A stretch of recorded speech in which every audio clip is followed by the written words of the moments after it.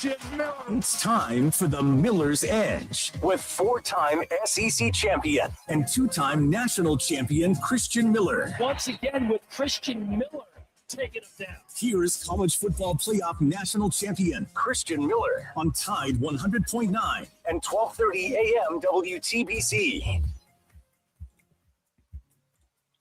And welcome into this Monday edition of the Miller's Edge, Tide 100.9, 12:30 WTBC. And hope you guys are doing well, man. Hope you guys are staying warm. It is definitely cold outside. But, Chase, I'll be honest with you. It keeps throwing me off. I think it was yesterday. It was like in the 50s. I kind of thought we might maybe got fooled a little bit in terms of this whole weather deal. I shouldn't say it like that because other places are definitely much more affected. But at least here, I was thinking we're going to have snow, ice on the road, which maybe there is some. And if there is, make sure you guys are being safe. But so far, man, going out this morning, it wasn't too bad. Now, it was cold. I think it was in like the 20s, maybe like 23 degrees, something like that, at least at some point. I think it's saying 26 now. But anyway, I hope you guys are staying warm. I had like 2 hoodies on. Well, I had a hoodie on and a big camo jacket that I found. And, man, I was just trying to stay warm. You got a blanket in the studio this time? And I remember last year, man, I'm not trying to call you out or put you on the spot, Chase, but you used to have to rock a blanket in there, man. You're all bundled up like a little pig in a blanket, man.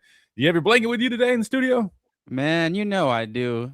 It was shivering this morning. Oh, my gosh. When I got here safely, man. I got my blanket ready to go, but it's good to hear your voice, Christian.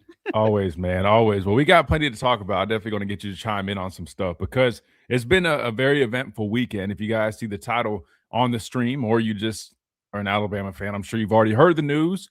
A lot of people have been asking, messaging us, leaving comments, and there's been a lot of talk about it. Hey, are there going to be coaching changes? What's happening with the staff? Why is there no movement? Well, we finally got some news, and it is indeed true that Alabama has parted ways with Coach Cap. Chris, I'm not going to lie, Chase, you might tell me the last name. Kapilovic. I'm going out on a limb here on the pronunciation. Just known as Coach Cap. They parted ways officially with the offensive line coach, and we're going to talk about that, share our thoughts on that, talk about what's maybe next for Alabama. They clearly are in search of a new coach there. But don't forget, they also need a tight ends coach. I don't think they've filled that spot just yet. They promoted, I think, Brian Ellis to the quarterback position that was left vacant with Nick Sheridan leaving for his new coordinator, Michigan State. And so they already filled the receiver position with Coach Nix from Auburn. So offensive line coach and a tight ends coach at the moment. Maybe I'm missing somebody else. Well, I'll think about that. But anyway, we'll dive into that whole conversation. Plus, we'll talk a little bit of NFL today, too, because the Super Bowl is set, Chase. And there's a handful of Alabama guys that are going to have their crack at winning themselves a Super Bowl. And it's kind of tough, man, because both teams have number one Alabama guys on it. But look, I got Anthony Jennings, I got Barmore, CJ Dupree's also on the Patriots, but Anthony's like my guy, right? I mean, that was like my right-hand man playing alongside him when I was here. But then on the other side, you got our guy Milroe. You got Jay Reed, who I played with as well, Josh Jobe, Robbie Oots, who's a Carolina guy. So I'm kind of torn with this Super Bowl, man, because I got, obviously, love for all my guys. I want everybody to win. But unfortunately, we know how this game works, and there's only one winner.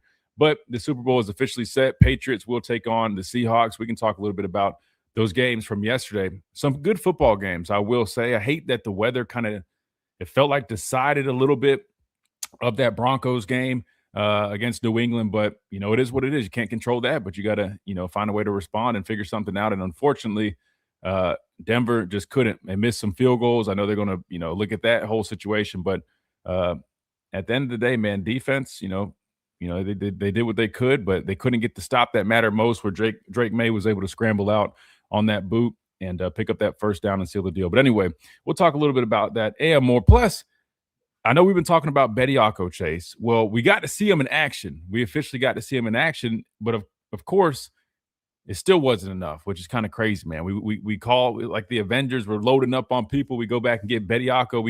We jump in a time portal and go back in time, and it feels like we're back in 2023 with this guy suiting up in the Alabama uniform since he's been in the G League the last couple of years. But then we lose the game to Tennessee, and this is the only question that I have, Chase. We already discussed, like, hey, should we be doing it? Is it legal? Yes, no, whatever. We already figured out, yes, it is legal, but in my opinion, just my perspective, I still wasn't a big fan of the move. I get that there's guys overseas, but to me, it just felt mid-season going to get him, it felt like a desperation move. I'm sorry, that's just my opinion. That said, when we lost the game, Chase, I felt like it just made it even more. I don't know, man. It just made it felt even more embarrassing because it's like now people already trying to clown us because we went and got him. Then we lose his first game back. Granted, he played a solid game. I mean, I think he had a dunk like in the first. I think he had like 4 points in like his first minute. And at first, it seemed like everything was cool. It's like, yep, that's what we needed. We're good to go. But some injuries to some other guys and just not being able to put everything together, man. This basketball team is, I don't know, Chase. They might be in a little bit of a trouble. A team that a lot of people had a lot of confidence in going into the season. I think it's looking like some of the guys that we got via the portal maybe not have been the I don't know. We kind of missed on some guys in the portal, I guess is the best way to put it. But anyway, we got plenty to talk about. It's been a very eventful weekend. So we're ready to do it here on the show with you guys. 205-342-9904 is the number to the program. If you guys want to get in on the conversation, we'd love to have you guys call in. Or you can always join us on the stream here on YouTube or Facebook at Tide 100.9 on Facebook. That is at the Miller's Edge on YouTube. Completely free. We just ask on your way in. Just hit that like button. If you guys aren't already and you like the content, subscribe. We got plenty more coming your way as we keep dialing up. I know transfer portal slowing down a little bit, but we got spring ball coming up. Coaching changes. We'll be talking about that today and probably this week as things kind of progress with that whole situation. You got NFL draft. We got Super Bowl. We got plenty to talk about. So just because football season is slowly coming to an end, we got plenty more to dive into, and we'll keep doing that with you guys right here on the Miller's Edge, Tide 100.9, 1230 WTBC. But first, we got to hit a timeout. When we come back, we keep on rolling. Don't go anywhere. We'll be right back.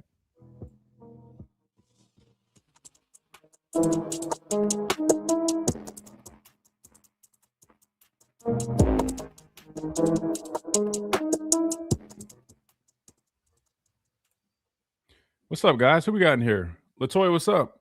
Phil, what's going on? Gump, what's up? Kenji, Joey, what's up? Jake, what's up, man? A move that had to be made. How long until we see the new hire? Hope everyone stayed safe during the storm. Yeah, hope everybody has been solid during the storm. Like I said, man, at least around these parts, hadn't really been too bad, which is good. But I'm sure other places definitely were a lot more affected. I think Gary shared a photo online of like maybe somewhere in Mississippi that like a whole bunch of snow. I don't know if it was legit or not. With AI, man, I don't trust half the stuff I see online. Who do I want as O-line coach? We'll talk about some of those potential names or replacements here in a minute, but if I'm being completely honest with you, I don't have like a specific person that I'm like, oh, we have to get this guy right now that I feel like is actually a realistic option. So are rumors of 2 O-line coaches credible? I'll be honest with you. I don't have any insight on that. I wouldn't be shocked if they try to take some type of approach like that. I mean, there's a lot of, defensive line, you think about it, you got Freddie Roach, you got Jamie Mosley as assistant D-line coach. I would assume that it would be pretty effective on the opposite line of scrimmage as well if they do take that route. But a lot of positions have assistants like that, which is very helpful. Just in terms of like numbers and staff numbers and all that, you just got to make sure you work within all of that. But in terms of like our specific game plan, Phil, I don't necessarily know if I'm being honest with you. BJ says, is Grubb next? Seahawks in the Super Bowl after getting rid of him because his offense couldn't run the ball. No, I don't think he's going anywhere. But we'll talk about kind of this whole dynamic here in a minute. We'll definitely talk about all of that. I want to get y'all's thoughts on it too. ¿Qué lo que compax?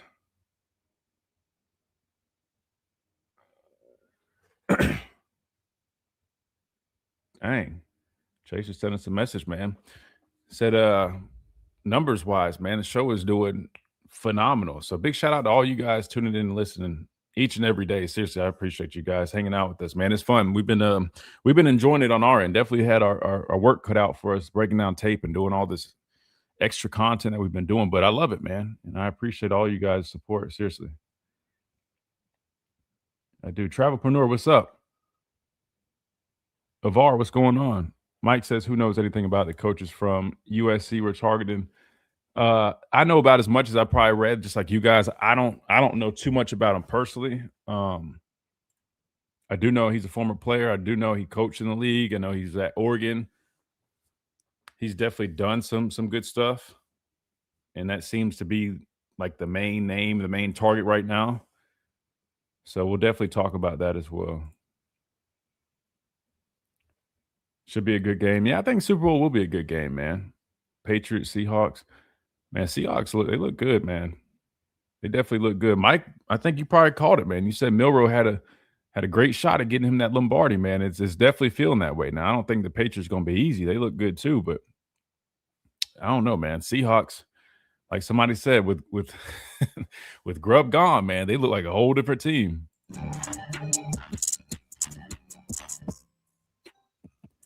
And welcome back into this Monday edition of Miller's Edge, Time 100.9, 1230 WTBC.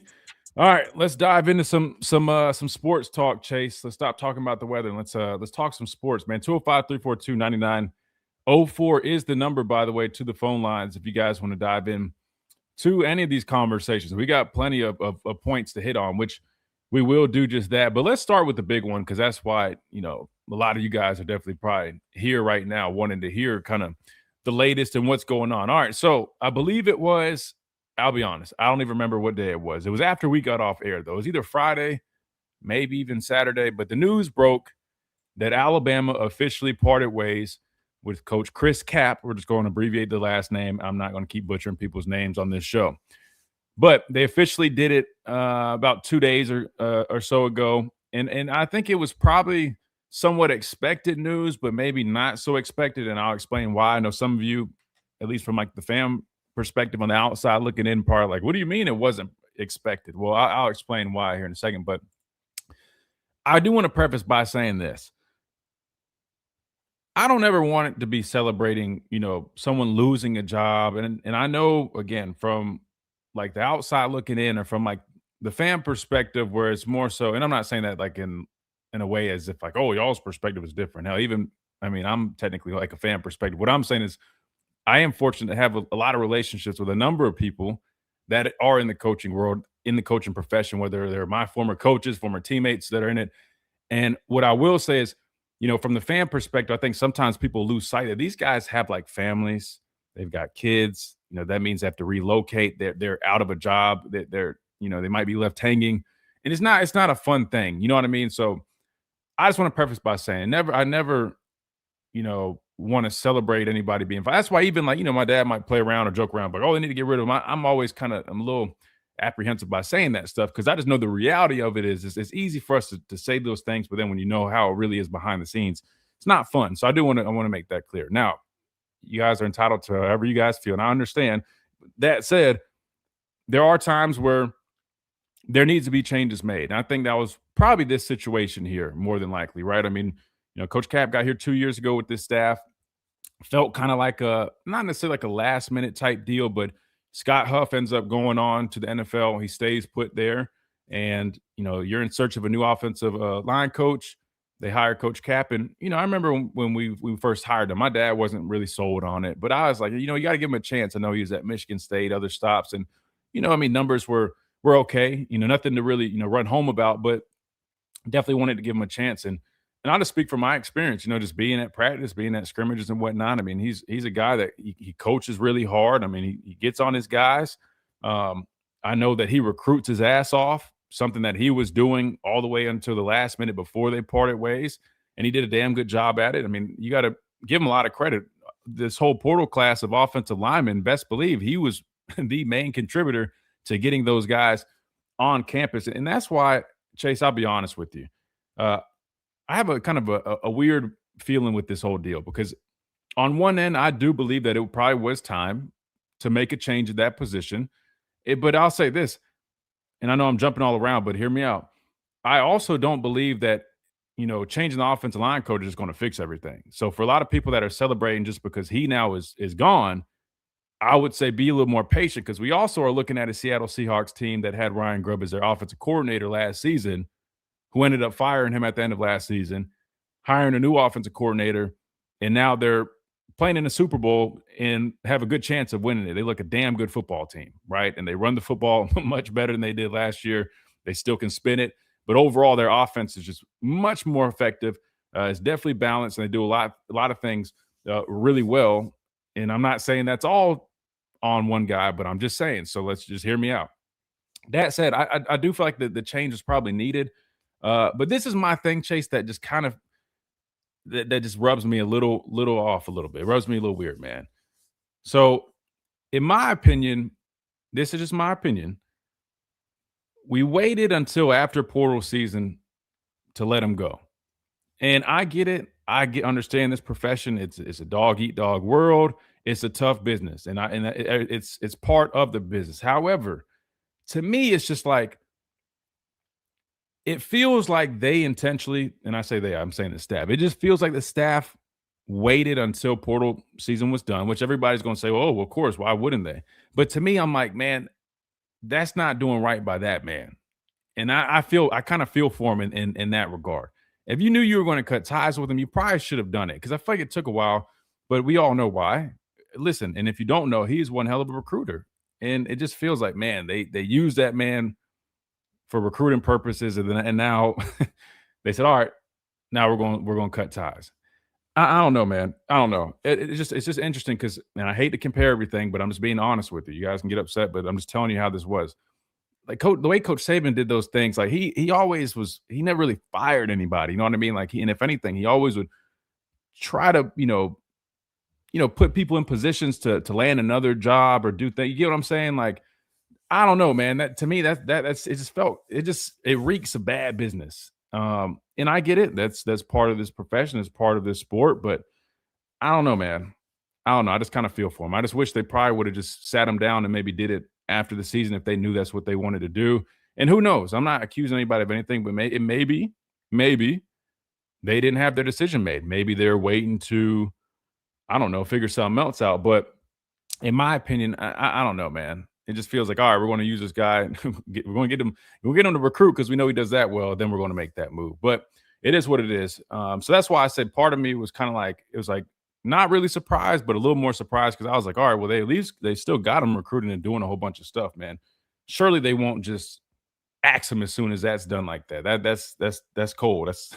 That's a cold-blooded move, but it's part of it. In terms of what's next, well, right now there's a name that keeps popping up. A gentleman who is currently an analyst at Southern Cal. Sorry, when I think of USC, me being from Columbia, man, I always think of South Carolina, Chase. But someone who's serving as an analyst over at Southern Cal got some ties to Oregon. I know he was at Oregon. I think it was like 22, 23, something like that. And listen, I'll be completely honest with you. I don't know exactly the most about the guy, if I'm being honest with you. I've been trying to do my own research as well. Adrian Clem, from what I've gathered, though, he is a former player. I'm always going to like stuff like that. I just feel like former players, man, I mean, that have played the game. I just feel like in terms of a teaching standpoint, I'm not saying you have to. Hell, I mean, there's a lot of coaches that are successful that never played the game. So don't get me wrong. But I just like that aspect because he played the game. He played the position. I just feel like it definitely translates really well. But anyway, currently he's serving as an analyst right now for USC. But he did serve as associate head coach and run game coordinator for Oregon back in 2022 before joining the New England Patriots in 2023 and serving as their offensive line coach. I also spent some time as the Steelers offensive line coach back in 2021. And then prior to that, he spent some time working at UCLA, SMU, as other college stops. So the guy has experience coaching in college and the NFL. I think that's always a bonus in terms of even like recruiting. Sometimes that pitch when people can say, hey, man, like, I've coached / played at this level. I know what it takes to get there. We want to develop you. I think all those things could go well. But again, like I said, I don't know too much about him. So I wish I could give you more info in terms of, hey, I think this will be a home run hire because of this, that, and the third. I really don't know. I know probably about as much as you guys do. But right now, that is the name to watch for that job. And listen, like I said, I can list a number of good things that I feel about him just off of what I see on his resume. So that's where we're at with this whole deal. But like I said earlier, to start this whole thing off, if you guys think that one change is just going to fix everything with this whole lack of running game and the lack of efficiency on offense, I hate to break it to you, but that's just probably not going to be the case. I'm not saying it can't improve. I mean, I think there's definitely room to improve, especially when you talk about having the worst running numbers in like school history almost. There's always room for improvement when you're starting from that point. But to me, I think, Chase, there's more to this issue than just, oh, his offensive line coach. And if we're being completely honest here, I'm not going to call him the scapegoat because I definitely feel like he had some accountability with this whole thing for sure. We watched the tape.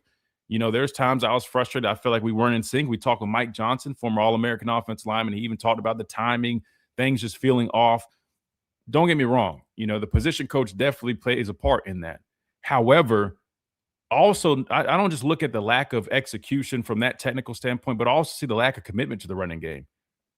That's not the offensive line coach's job. That's on the coordinator, right? So if we're being honest here, at the minimum, I would say they split it 50-50. So if you're going to blame Cap for all this stuff and he's going to take the fall, you can't forget about the other half of the problem, which is the coordinator, right? And so that's the only thing I want you guys to remember. Like, it's not only the offensive line coach. He is responsible, and if he's a run game coordinator, excuse me, I can't speak today.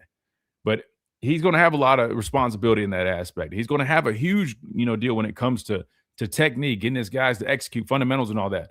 But it's a lot of it is also on the coordinator to call a game that establishes consistency in the running game. Because I'll be honest with you, he's kind of working uphill. He's got an uphill battle when you're not committing to the running game and your guys can never get in the flow or they can't get in the rhythm.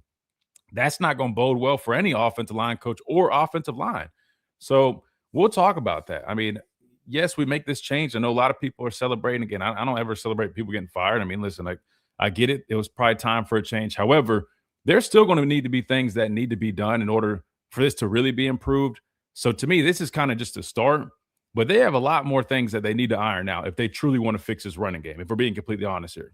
Because I don't think, to me, it's almost like not necessarily a scapegoat, but it's like, all right, we'll do that because there's a lot of heat on us. There's a lot of pressure on us right now. But I'm sorry, but Ryan Grubb also needs to have some accountability here.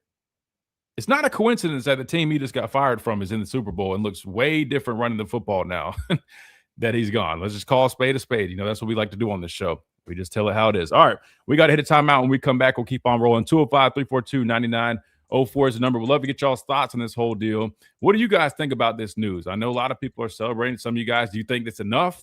You think more needs to be done? What do you think happens from here? We'll talk about that and more coming up right here on the Miller's Edge, Tide 100.9, 1230 WTBC. Don't go anywhere. Quick timeout. We'll be right back.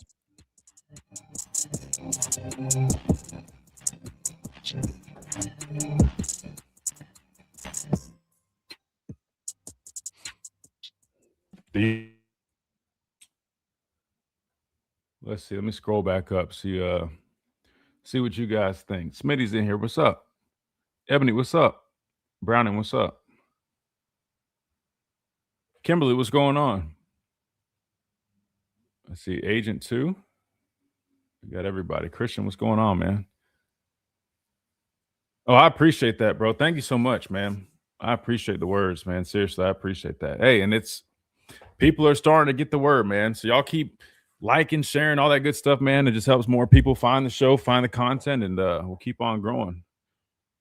But thank you guys, man. Seahawks also signed a better quarterback, too. Smitty, come on, man. Smitty, come on. Smitty, man. Come on, man. I mean, yes, listen, Sam Darnold, he's playing some damn good football. Don't get me wrong. But let's not – wasn't Geno Smith a Pro Bowler? Was he not a Pro Bowler last year? Let's pull it up. Like, come on now. Come on, Smitty. I want to say he was a Pro Bowler.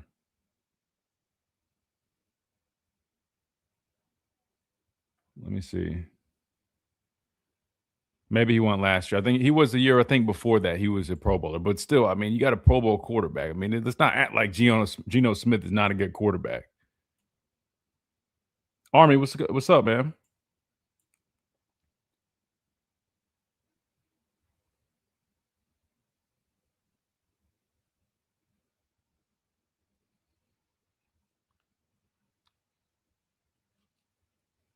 Yeah, that's what I'm saying. I feel like Geno was just fine in that system, man. Nah, we can't do that. Let's compare the. Let me see.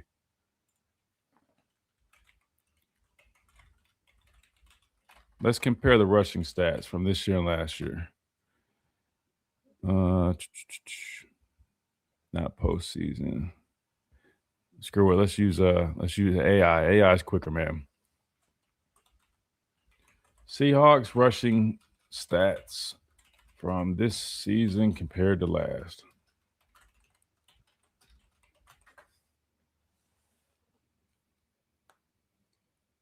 I want to say last season they were damn near like at the bottom of the list in the NFL.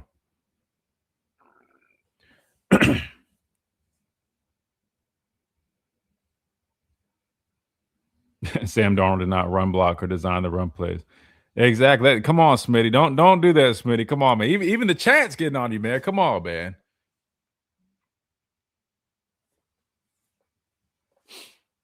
All right, so yards per carry, not a big difference there. Matter of fact, it looks like it was 0.1 higher. It was 4.2 when Grubb was there versus 4.1 this past season. This past season. However, rushing yards per game, right? This season, 123 to 95, 19 total rushing touchdowns to 17. But here you go. Attempts. This is the big one. 507 attempts this past season versus 383 the season before. Just shy of 2,100 yards versus a little over 1,600 yards. So, I mean, that's the difference there, right? And that's the biggest thing. That's why you can't just go off of necessarily like the success. My biggest thing is the commitment or lack of, is what I should say. The lack of commitment.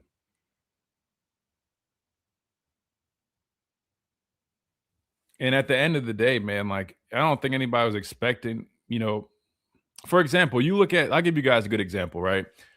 Look at how the Rams play. The Rams want to throw the football. They want to throw the football. They got Puka Nacua. They got Devontae Adams. They will throw the football. Matthew Stafford throws the hell out of the football a bunch every game. But guess what they also do? They run the ball. Why do they do that? Because they need balance. You know what I mean? There's and that's what I've been trying to preach this whole time. There's no successful football team that you can find. It doesn't matter if they're a pass-heavy team. They always have a running game to them. You have to have it. I think the Rams are a great example. I mean, look at Matthew Stafford. I mean, they throw the football. They want to throw the football, but they understand they can't be one-dimensional. You have to have balance, and you can't be hard-headed. You have to commit to it. You know what I mean? Like, you can't, try to run the ball a few times, then say, oh, man, we'll completely abandon it. I understand it's probably tempting to say, oh, man, well, we don't necessarily do it well. But still, you have to have some type of balance, man. You do. Yeah, JSN is a dog, man. He is a dog.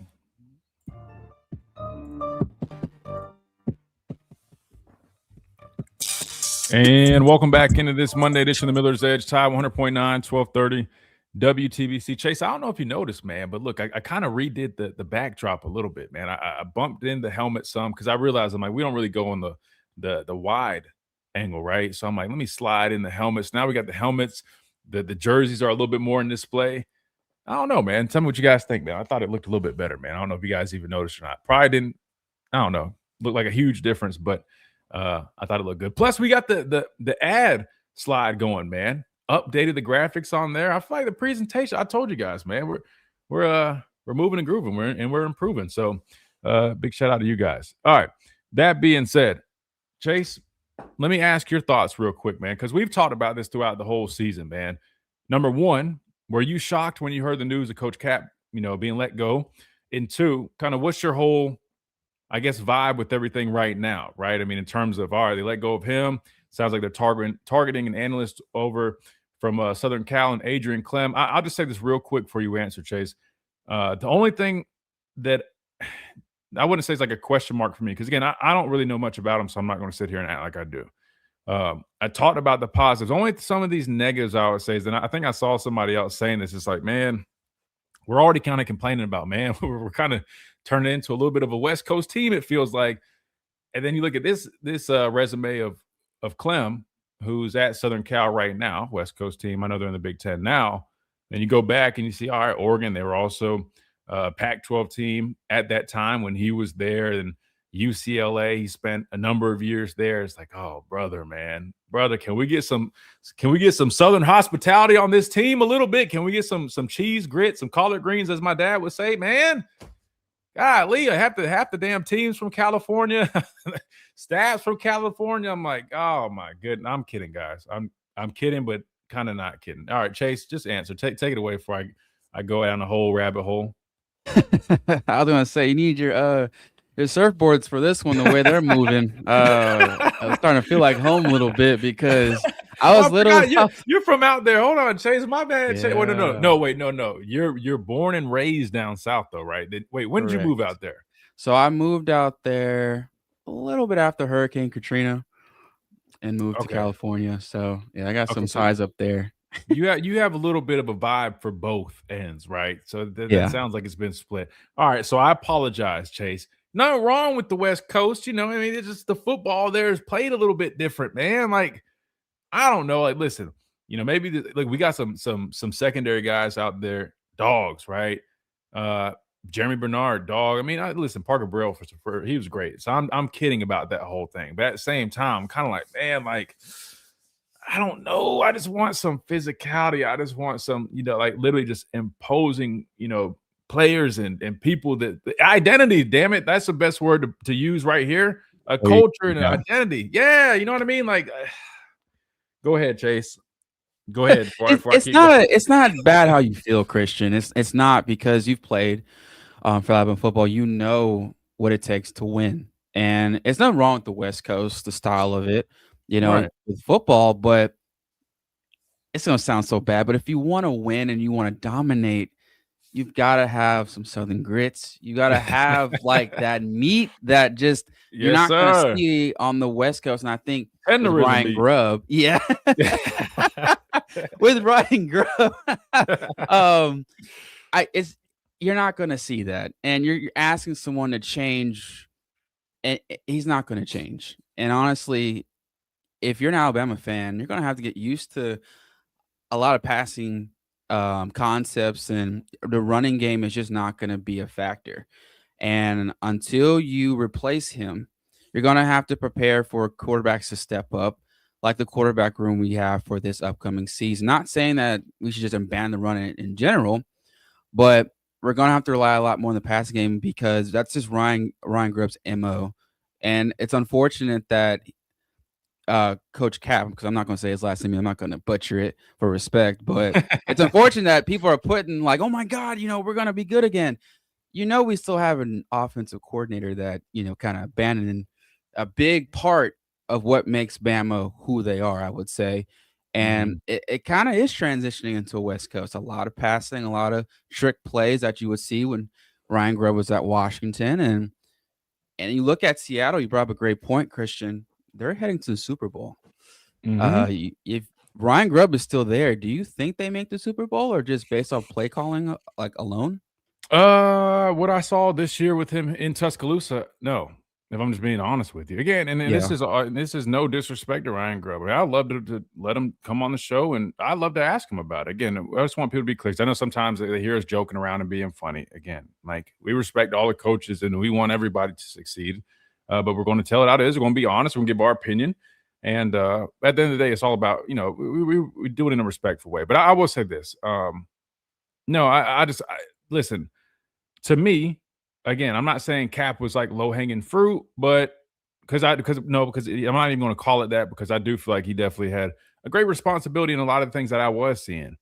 But I also know, just like I do this every time, just like I did it for Milroe when he played quarterback and nobody wanted to listen, just like I did it for Ty Simpson this past season, not a lot of people wanted to listen until they finally see. It's like, the scales are removed from their eyes and they finally understand what we've been trying to say.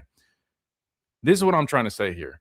Cap definitely was accountable for a number of the things that we saw in terms of, like, to me, I'm like, listen, you got to find a way to get your guys to execute somehow, some way. Like, we should not be so out of sync, especially as a unit, but also can see how things could have been a little bit of a challenge for him as a coach. Listen, the way Grubb talked in his press conferences, to me, it felt like he had a lot, and rightfully so. He's the offensive coordinator. He probably had a lot to do with a lot of the rotating that we were doing on the offensive line. I don't know exactly who preferred that or was calling the shots and all. But just like we talked with Mike Johnson, and I sat here and tried to say on the show, and I had some people, which is crazy to me that people would even try to challenge this, but whatever. That's everybody's right. That rotating lineman was like some great thing to do, and these coaches were strategically doing that. And I just sat there like, what in the hell are we talking about? How is that you might have a swing offensive lineman, like one guy, a swing player, like how Vandermark could be. Maybe he comes in, or maybe you have a swing guy or something, or jumbo package guy. I've never in my life seen a football team rotate like 8 to 9 players throughout the whole year on the offensive line. I haven't seen it, and I'm not saying it's never happened, but it's definitely not ideal. So you got a lot of things you're working against, and then I think the biggest thing to me, Chase, is it's hard to even, if you have a coordinator who's not consistently running the football, who's not establishing rhythm, who's not running, like, even go look at their identity running the football. I mean, we didn't even really have a true identity. If you look at a lot of teams, Chase, a lot of teams kind of have like one kind of, they have a system to their running game that they lean into, just a few types of runs, and that's like their bread and butter. That's what they do. Not saying it's the only thing they do, but you look at San Fran, they're a wide zone team. They're going to run the hell out that wide zone. Missouri, wide zone team, run the hell out that wide zone. They're not doing a whole, if you look at us, we ran probably like a whole, charade of just like this. Definitely just threw that word in there. Probably made no sense. We just ran a ton of different run plays without much fluidity. You get what I'm saying? That's why I'm saying, like, it really just all boils back to like identity. We just lack an identity right now. And so what I'm getting at is not trying to deflect off of Coach Cap, but I'm just saying I could understand how his job could be hard to really put his best foot forward when you have a coordinator who's not committed to that running game, and things just are out of sync. Not saying he's not to blame for some of it, but I'm just telling you guys how it is, how this game works. Because from the outside looking in, if you're not like in the locker room or haven't been, it's hard. It's easy just to go, oh man, the offensive line plays bad. Offensive line coach is terrible. He's got to go. But when you really look at the whole picture, the fluidity of things, no identity on offense, and you understand that it also is coming from other areas. Just like I said, years ago when everybody sat there and said Jalen Milroe was the worst quarterback they've ever seen, I kept saying, the dude might, have some deficiencies or some areas he needs to improve on as a passer, but that dude can win you football games. Hence why he actually won an SEC championship game and damn near brought us to the championship game, national championship game, right? Even though he had those same struggles that Ty had, right? And that's why we kept saying, like, I'm not saying Jalen's perfect, but everybody's overlooking all these glaring issues. Offensive line play, lack of weapons, right? Offensive coordinator is not, helping them out. To me, it's kind of a similar issue with the offensive line. There needs to be more done. I know somebody mentioned fit and things like that. Listen, fit is important 100%, but when I see us taking guys out of the portal that are built just like Caden Proctor, to me, it makes me wonder what's the game plan there? That's what I'm saying. I guess that's my biggest thing, Chase. When I look at the whole picture, of some of the things that we're doing or what we have done, I just don't get the sense. I don't have a strong confidence, Chase, that we always have the most direction with what we're doing. Like coming from like a lot of people in that building. I'm just being honest. I'm not saying everybody. I'm just being honest. Sometimes it feels like there's not the most direction with things. And that, to me, coming from, again, I know you're going to get mad that I keep bringing him up, but I'm just going off of the guy I played for, not just because he was, the prior coach. But what I'm used to is, there's like order and direction with every little detail. And it mattered. Sometimes the moves and things, it's hard for me to piece everything together. And I already know we got some people, oh, that's why they get paid, and you're sitting there doing that.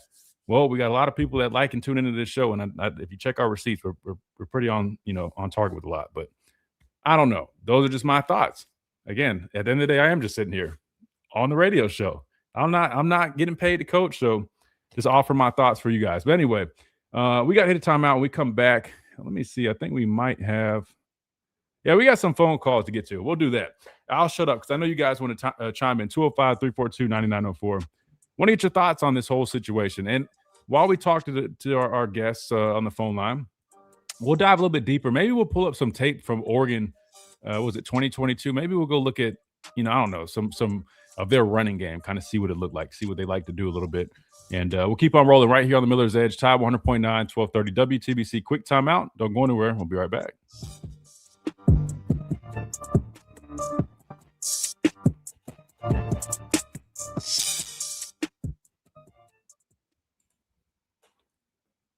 Didn't Washington win the Joe Moore Award in 2023 under Governor DeBoer? Yeah, they did. But that's the confusing thing. But if you actually go back and like really look at what they were doing, it wasn't. The numbers will kind of fool you if that makes sense. The numbers will kind of fool you, but no, you're right, and I give them credit for that. But that's where my question comes in. If you were able to put things together in 2023 at Washington, I would argue you probably have more talent here in Tuscaloosa. Why over the past 2 years have they not been able to figure that part out? That's one of the things that I just don't understand. But yeah, they did. Matter of fact, let's pull up their numbers. They did have a 1,000-yard rusher, but let's look at it in detail because I remember there's some stat on there that kind of caught my eye that I was like, let me see.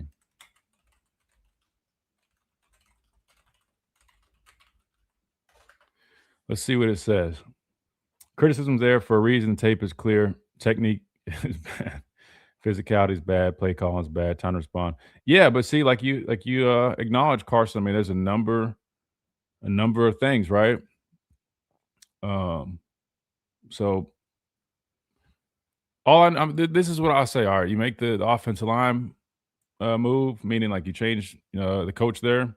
You bring in new guys. We'll see how it looks this year, and hopefully it improves. But I'm just telling you right now, if things don't look a whole bunch different, I think you'll know who the root of the problem is. 2023, they had 391 attempts for 1,800 yards, 4.6 yards per carry. But here's the thing, guys. They only average 118 yards per game. I mean, that's not a lot. I think that was a number that kind of got me. Now, they did have a 1,000-yard rusher, and is it Dylan Johnson?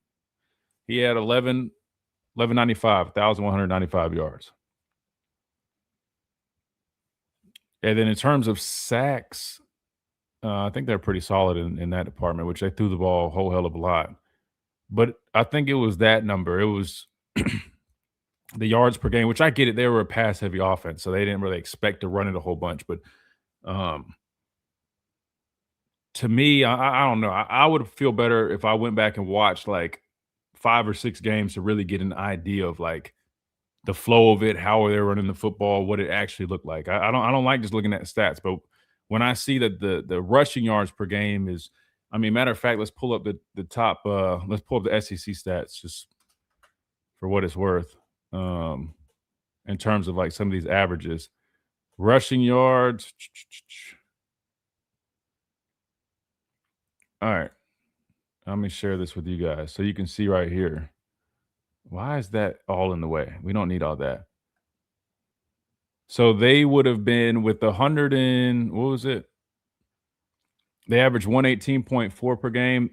This past season in the SEC, that would have been around that 14th range. Which, for what it's worth, we were at 104 this season. So let me see how many sacks they gave up. Excuse me.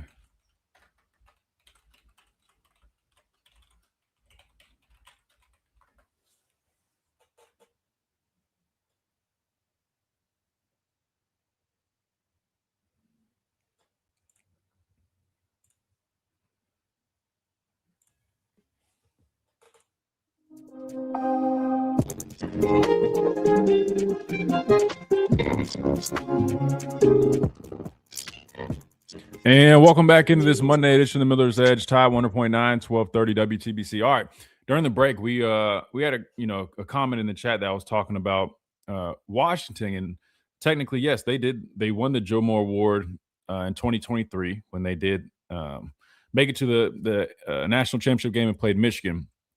But I wanted to show you guys like the numbers of how that looked, right? Because I remember looking up the numbers not long ago, and I was like, there was something to it that kind of was like, kind of had me a little hesitant. And what it was the year that Washington won the Joe Moore Award, they did have a 1,000-yard rusher. Matter of fact, it was Dylan Johnson. He had 1,195 yards. But in terms of rushing yards per game, it was only 118.4 yards per game, which, again, we know they were a pass-heavy team. We understand all that. But that's still, we just compared it to where that would have stacked up in the conference this year. That would have been one spot higher, maybe two, than where we finished this past year with 104. Next team after us was South Carolina with 111. And after that, it was Oklahoma with 118.4. So that's where it would have been. So it would have been out 13th here in the conference. Now, in terms of pass pro, which is probably what they really are getting a lot more credit for, they did only allow 11 sacks total in 15 games, which did rank top 5 nationally for fewest sacks. So that is a positive to think on. That yes, they did, find a way to have a pretty damn good, at least we'll say a decent offensive line unit. It has to be pretty more than decent if you win a Joe Moore Award, right? In 2023, however, that offensive line coach is the one currently in the NFL. Now, if I'm not mistaken, I think he's with the Rams, which means his season is now over. I want to say he's signed a contract, so I don't think, they'd have to work something out if that happens. Who knows? And I don't even think that's necessarily going to happen, but if it did, it would be a little tough. 205-342-9904 is the number. Chase, I know we only got like 4 minutes here, so let's do this. Let's wait till we hit the top of the hour break to go to the phone lines, only because I want to make sure. I think Jarvis is up first. I want to give him plenty of time, and I don't think 4 minutes. I think that's a little, we're squeezing it. So I'll, matter of fact, it's 3 minutes now. We'll wait like 2 seconds. But in the meantime, don't go anywhere. If you guys on the phone line, I promise we're coming to you in literally 3 minutes. Don't go anywhere. Let's see if we have any app messages, because I know I missed a couple last week that I meant to get to. So let me pull up my email real quick, and let's see. We do have some. Let's see. Let's hit an app message or two real quick. All right, we've got one from Barner Hater. There you go. He says, love the show, but I disagree about basketball. Disappointed, yes. However, we've been completely snake bit with injuries all season so far. Lots of teams have been slightly above average in conference play and made runs in March. If we can never get healthy, we could be dangerous. Not going to lie, though, schedule is brutal coming up with road games at Florida and Auburn. Huge opportunity for big wins, though. Oh, yeah. Listen, guys, you don't have to apologize for disagreeing. That's the beauty about this show and sports talk in general. That's how it should be, man. We just always, like I said, disagreeing and debating. We're all good for that. As long as it's not disrespectful, man, we're cool. But listen, I hope basketball's going to turn it around and make something shake, man. I'm just saying right now, they've got to figure something out and something soon. I mean, we're in conference play, like you mentioned. You got some tough games coming up. I think are we 3-3 in conference play, something like that, if I'm not mistaken? I think, or we lost 3. I don't know. I'll be honest with you. My numbers with basketball are kind of all over the place. But my whole deal is, I was saying more so about the whole Bediako thing. I was already, from my perspective, just me, not saying you guys or anybody else. Everybody has they're entitled to feel how they feel. I was just saying, I already was kind of like, I didn't love the move to bring him back mid-season like that. I understand, Alabama sat down with them, did an interview, and everybody's like joking, and Greg Byrne put out a whole thing. That's cool. I talked about it after the show last week, man. Just because you can do it and everybody else does it doesn't mean you have to. And I don't know, maybe it's because I just have like really high standards for this university that I was a part of, but it's just kind of like, man, like, I understand there's guys overseas that come in and play, and I don't think they should do that either. And that's kind of my thing. It's like two wrongs don't necessarily make a right. And the biggest difference with Charles was that he chose to declare for the draft. His decision. I mean, I hate it for him if he took bad advice. I hate it for him if someone was pressuring him. That's on him. But I'm just saying, at the end of the day, he made the decision to leave this university to declare for the NBA. That was his decision. He played for a couple years, and then just recently was in the G League. And then middle of the season, maybe if it was before the season, a little bit better, maybe a little bit different. I don't know, Chase. But mid-season, he comes back to play. I'm sorry, guys. Just from my perspective, that's all it is. It felt a little like a desperate kind of move. And it just I don't know. To me, like when I think of Alabama, it's like I didn't really feel like something we would necessarily do. I understand it's within the rules, but I don't know. Totally my perspective. And I get it if you guys disagree, totally fine. That's part of it, man. That's what we do the show for, man. Everybody's welcome to their own opinion. But no, I appreciate the app message, Barner Hater from Dothan. All right, let's hit this top of the hour break. When we come back, we'll be rolling with the phone lines. We got Jarvis, we got Smitty, I see, and I think we've got Dale as well. We'll keep on rolling right here on the Miller's Edge, Tide 100.9, 1230 WCBC. Don't go anywhere. We're just getting started. We're talking Alabama football, offensive line, coaching search, all that good stuff, and more. When we come back, quick timeout. Don't go anywhere.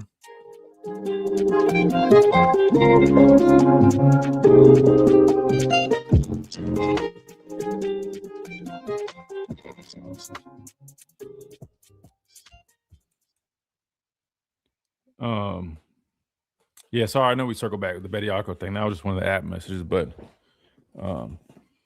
like I said, those are just my thoughts. Everybody's entitled to it. That's just how I don't know why, guys. It just, to me, that whole move just felt so weird. And then then when we lose, it to me it makes it even more, I hate, for lack of a better word, it's kind of embarrassing. It's like, damn. Like, now people are going to clown us for bringing them back, and then you lose to Tennessee. Yeah, not a great look. Not a great look, but all good. Tennessee's whole team is European League players. And here's the thing. I'm not, to be clear, I'm not big on that either. I don't think, I just want college to, and I know this is not a reality, not going to happen, but I just want college to go back to what it was, where it was amateur sports. It was an opportunity for young men and women, I shouldn't even say young adolescents, right, to showcase their abilities, to earn scholarships, to go and play. I'm not against NIL. I think NIL was necessary. I mean, I talk about it all the time, the fact that we couldn't even go sign an autograph with our own name, image, or likeness and be compensated for that. And not to mention, one thing that people don't realize is student athletes, you don't have time to work. So when you're a regular student, if you want to go work at Subway or Jimmy John's when you have free time, you can do that. We didn't have the time to even do anything like that. And if you ever did, they had under a microscope. The compliance office and the NCAA had under a microscope anything that you did.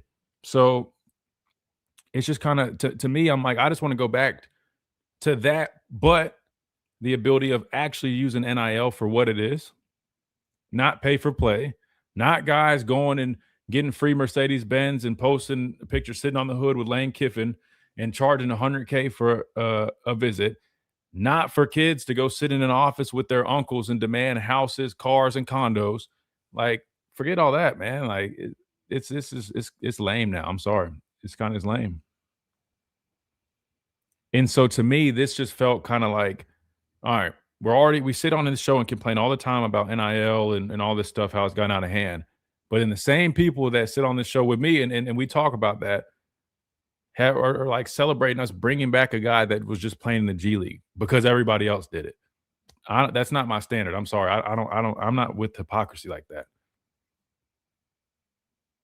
Will never be the same again. Exactly. No, I know. And that's why I said it's not realistic to think like that, but I also don't think you just take the approach that you say, all right, well, fuck it. It's already gone. Excuse my language, but it's already too far gone. Let's just let them, run rampant. Nah, I don't do that. To me, I'm like, every little move that you do also plays a role. That's why I'm like, get rid of all, like, the Europeans, get rid of that. If you play pro overseas, can't do it. If you declared for the draft, like, that's what I'm saying. Like, this is my thought process. If I sat here, oh, damn, we're already back. I'm just sitting there talking. My bad, Chase.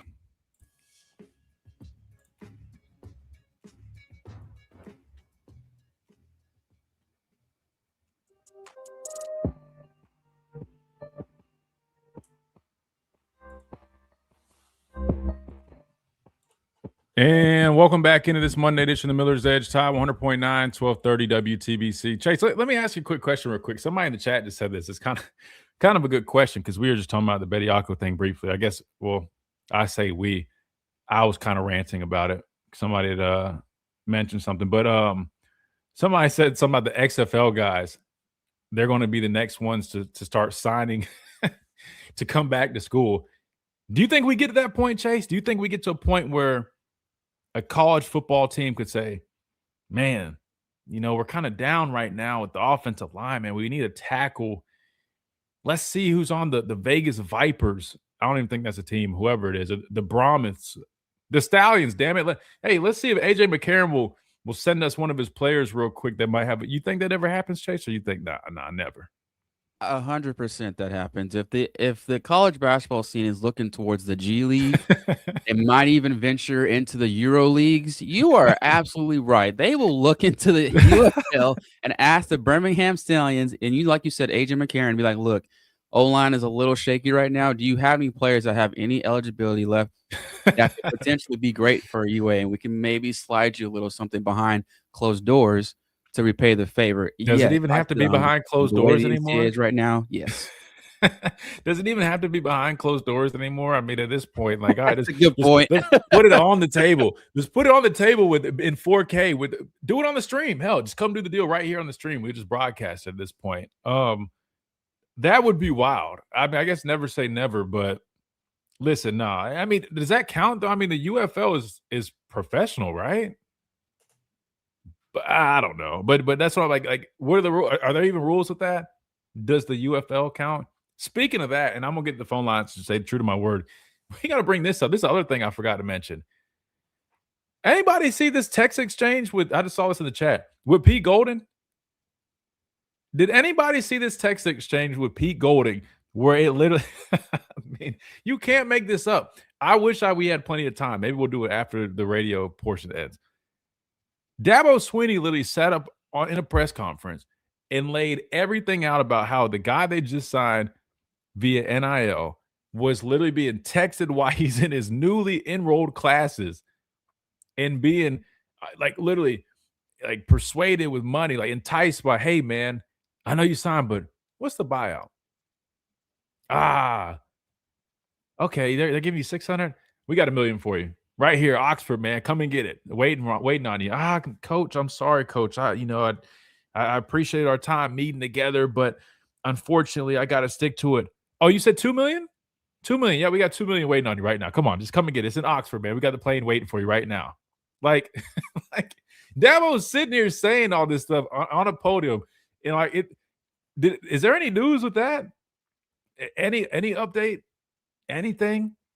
Or like are we just like that's Chase? This is the crazy. Like honestly, Chase, when I graduated in 2018, not that long ago. I get it, I'm a dinosaur, but I ain't that old. You couldn't even buy me a sandwich, man. Like if one of you listeners were like, hey man, there's Christian, man. Hey, Christian, I want to get you a bag of chips from the gas station. Just run into you at the gas station. Hey, man, you forgot your wallet in the car. Let me get that for you. $1 bag of chips. I'm risking being suspended, missing playing time, getting my school in trouble. Chase, they are texting, literally not even like, hey, let me call because you can track texts. Let me make sure I call on a line that's secure. Chase, they are texting these guys while they are sitting in class with $1 million offers. I don't know, man. Crazy, Christian. Chase, listen. I mean, the craziest thing to me was I told the story last week. I had my coach that was recruiting me here. He's Facebook messaging me in class just because I committed somewhere. It wasn't a $1 million offer. It was like, hey, what time can Coach Saban call you? Now, I thought that was a big deal. I'm like, they're trying to set up a call with Coach Saban while I'm sitting in science class. I can only imagine just sitting there, and I know this guy's not in high school, but still, I'm supposed to be studying calculus right now, but $1 million to back out my commitment here. Chase, boy, I would have been back at that dorm so quick. Whatever I was doing, taking a test, an assignment, professor, you can wait on that. Chase, restroom real quick, please. Chase, I would have had my PlayStation. I would have had my headphones, everything ready to go, man. Matter of fact, no, forget the PlayStation. I'll buy another one when I get to Oxford. Next dude that comes to that dorm room, screw it. You take it. It's a free PlayStation, bro. I'll go buy me when I get there. I get everything new when I get there. I don't even need to pack a bag. Forget the bag. I'll buy a new bag too. A designer one at that. All right, let me stop being. All right, this is just. I can't you can't make this stuff up, Chase. You can't make this this is out of control. Somebody talked me off this box. 205-342-9904. We got Jarvis up first, man. Welcome back in, Jarvis. How's your weekend, man? How's it going, Christian? Going pretty good. So just in the house, can't do anything, and it's cold weather, so I'm working from home. So I'm gonna make it quick, okay? All right. I have a lot to say, but what I will say, sometimes you gotta take things for face value. And that being said, we had 2 years of a DeBoer, and just have to go off who he's as a person. So if they're a West Coast team, he's just a West Coast team. And you speak on No. recruitment. Don't tell me that, Jarvis. Hey, Come on, Jarvis. I don't want to hear that this Monday, man. Yeah, sometimes I looked at some clips of the offensive tackles from Texas that we got, and some of the other guys, and like you said, we're getting some of the same similar players that we already had from what I'm seeing. Hold on. Let me stop you right there, Jarvis. So we can use that as an example. Because I remember your first call, Jarvis. You kind of getting on. Hey, but you gotta be.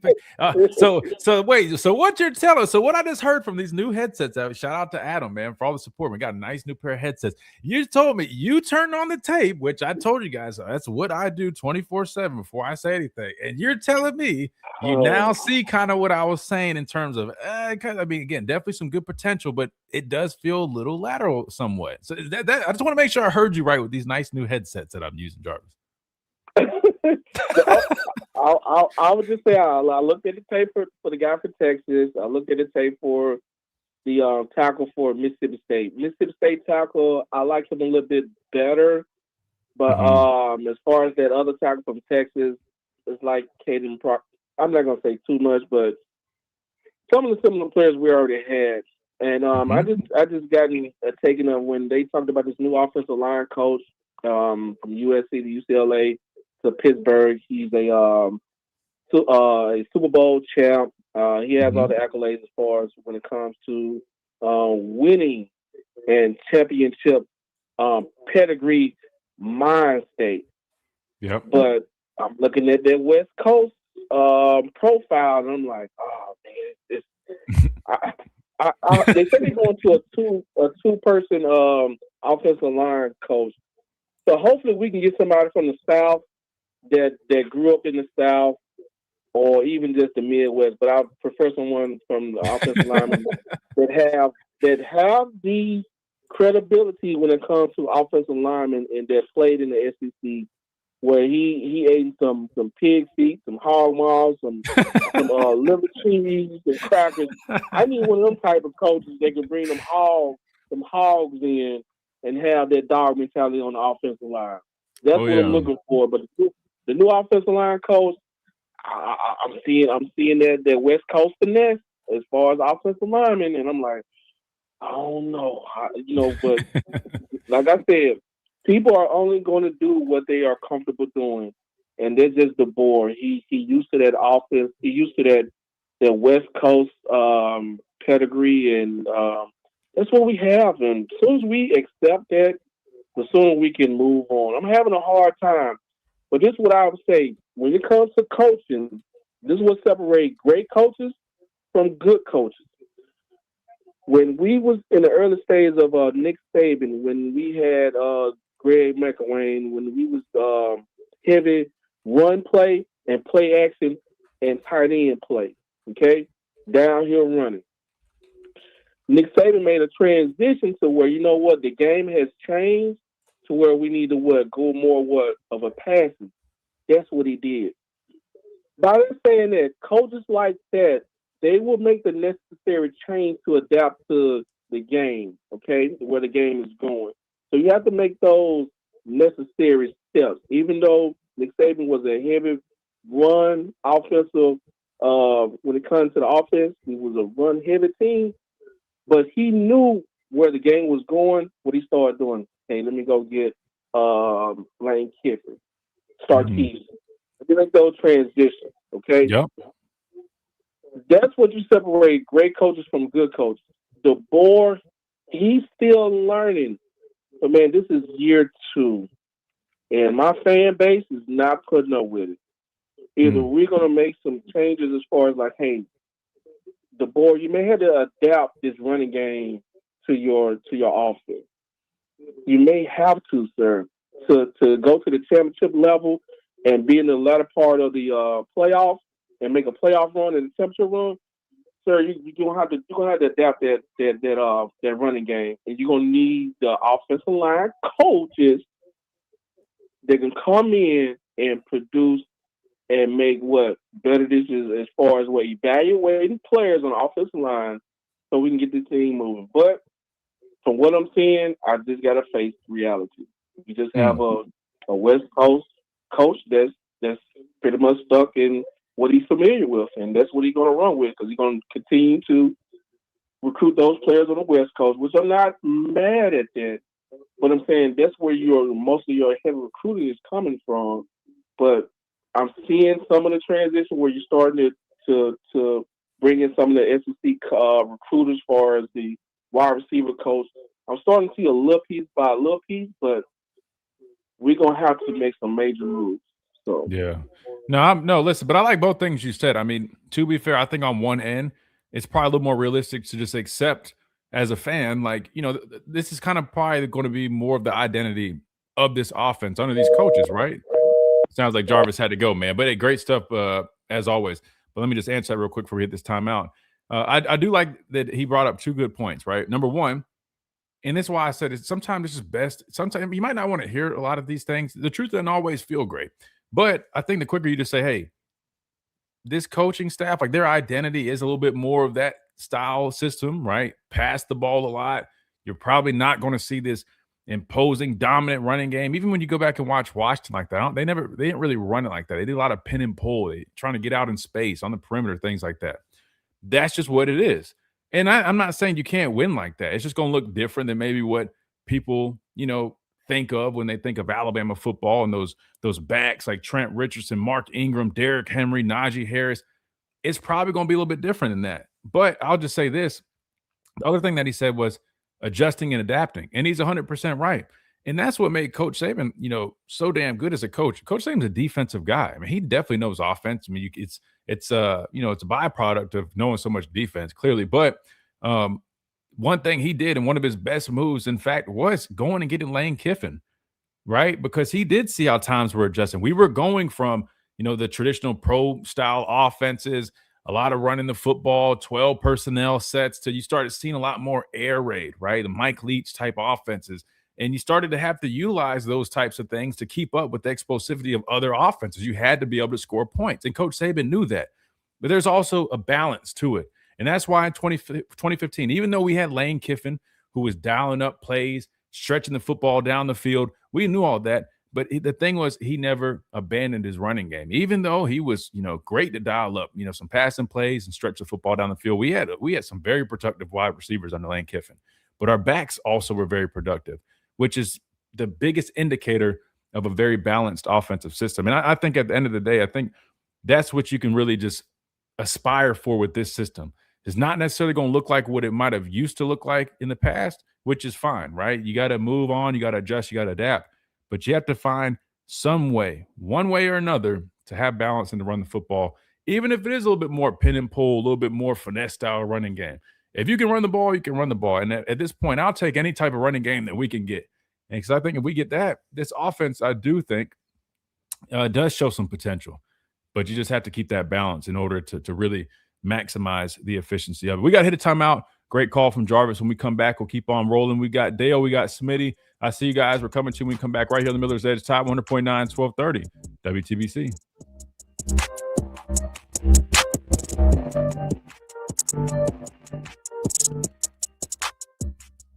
Do you have cracks or potholes that are dragging down your property's appeal? Hey, I'm Christian Miller, and at Asphalt Restoration, we transform. Shout out to our friends over at Asphalt Restoration.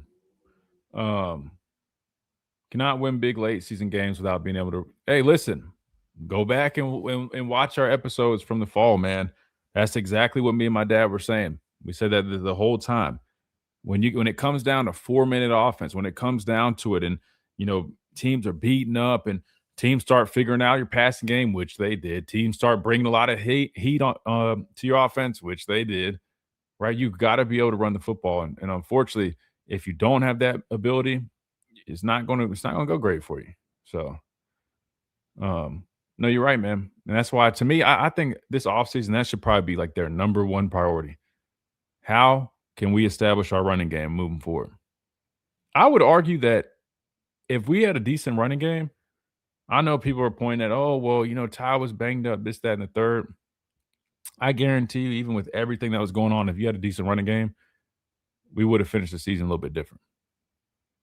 Now, Indiana was a damn good team, don't get me wrong, but I'm just saying things would have looked different. I think SEC championship game would have looked different. There's a number of things I think would have looked different. Often wonder why we didn't get Kiffin for head coach. Man, listen,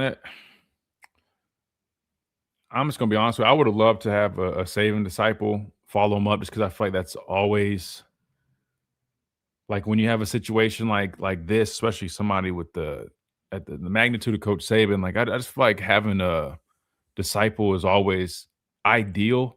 However, Coach DeBoer is a damn good football coach. I didn't necessarily think he was like the best fit in terms of just kind of like the whole culture thing and just kind of all that good stuff. But I know he's a damn good football coach, so I wasn't mad at it at all. But the thing with Kiffin, man, Kiffin just a little – and I love the dude. In terms of a football coach, I mean, he's one of the best there is. I know some people bring up, oh, well, what has he won, this and that. Listen, he went to Ole Miss and consistently had them winning 10, 11 games a season, just led them to their best year this past year. Charlie Weiss, his offensive coordinator, I mean, he basically – that was his disciple. I mean, he brought that dude up, and look how damn good of a coach he is, right? I mean, Coach Kiffin is a damn good football coach. However, some of just like the antics, man, I just don't think it really lined up well with the values that we have here, maybe. As a head coach, I'm not saying you couldn't have hired him. I just feel like I don't know.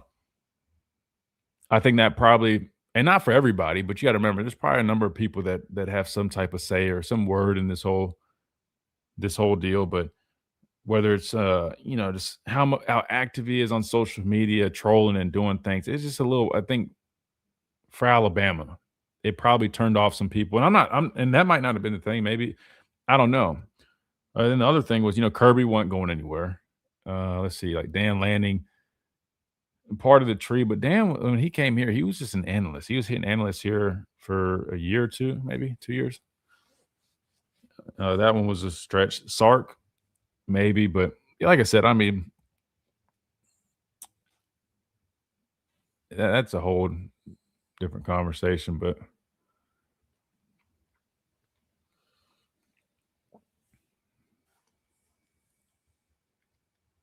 yeah, but I could be wrong, Louis. I mean, I don't know exactly, but all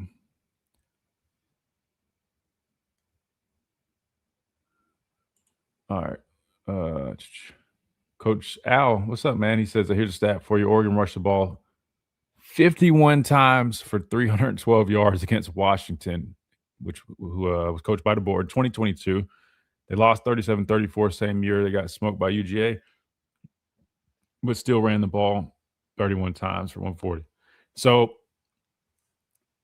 he won the coordinator, but he was the O-line coach and I believe the run game coordinator. So, I mean, some type of positive stat at least. I'll take it, Coach Al. And welcome back into this Monday edition of the Miller's Edge, Tide 100.9, 1230 WTBC, man. We're having fun, man. We're obviously talking about some good topics, conversations, but we're having fun with it on this Monday, man, and trying to stay warm. Everybody's, I know, talking about maybe they're off because of the weather. I don't know, but hopefully we're entertaining you guys on this Monday, new start of the week. All right, let's go back to the phone lines. We got Dale up next. Let's see if Dale's still with us. Dale, you with us? I am with you. Hey, Dale, what's going on? Not much. First of all, I want to say, Christian, you do a great job of focusing on detail. You probably get some of that. You probably get a lot from your father, but also from Coach Saban, I'm sure. Yeah, he definitely influenced a lot, man. I'll be honest. Sometimes I find myself like, damn, I can't even just have a typical day without it feeling so structured. Probably because of my experience here in college under him, but thank you so much. No, I appreciate those words, Dale. Thank you. But you were dead on about you got to establish the running game, and that's something we hadn't done the last 2 years. We haven't had an identity, and when a defense can just lay their ears back and they know that all you're going to do is pass because you can't run the ball, and our passing game is not compensate. It don't compensate for them loading the line of scrimmage, and our offensive line has got to block more people than they should, because they don't respect the running game. Yep. and it 100%. brings up a big problem. Yeah, I mean, I hope a new offensive line coach will make a big difference. But let me ask you this: was Coach Cap with Washington?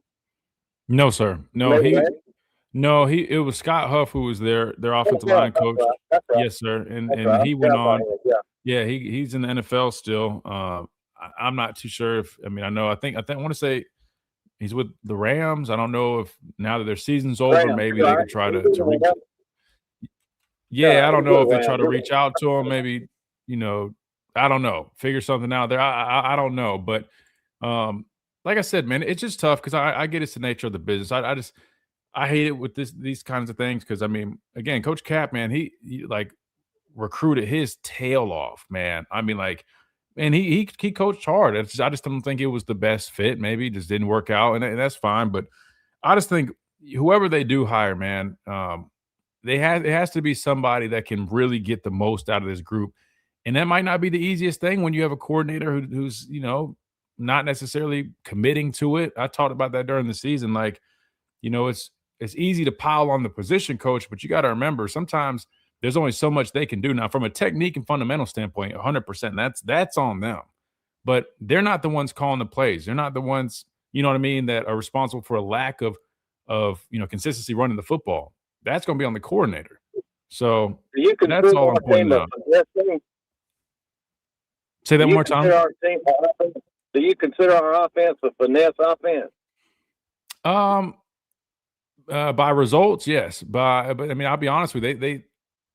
It's not like, listen, we've run about every run you can see. I mean, I've seen us run gap scheme, zone scheme. I mean, they've tried to show the ability to just line it up and run the football at you. The problem is just when it doesn't work, they just abandon it. So they're too quick to abandon. They hit the nail on the head right there. They're too quick to abandon that running game, and that's what bothers me. You see what happens to a finesse team going up against a hard-nosed physical running team against Indiana when we play them. I mean, right. if that didn't flash a light on them, if they got to do it. I mean, I don't know if they're capable of doing it, but I hope they can do it because the season of 2026 is going to depend on it. They're going to have to do it, I believe. And from now on, if they're going to stay here, they're going to have to do it. Yeah, and listen, I agree 100% with that last statement. But the way I view it is like if you look at the Rams, you watch the way they play. I mean, they're a passing team, right? Like they want to throw the football. They ask Matthew. There's a reason Matt Stafford, granted, he's playing some really good ball, but there's a reason. I mean, you see his numbers, man. I mean, he throws the football a lot, but they still have a running game to their offense. You get what I'm saying? And if you go watch, I mean, they got Blake Corum, they got the whole offense, man, when you can run it. Exactly. So that's my thing. I know a lot of people might want to see a running game like you might have seen years ago here at Alabama, but the game has changed some. And then when you have a system like ours, which they want to throw the football, the reality is it's not going to look like that, just like Jarvis was saying.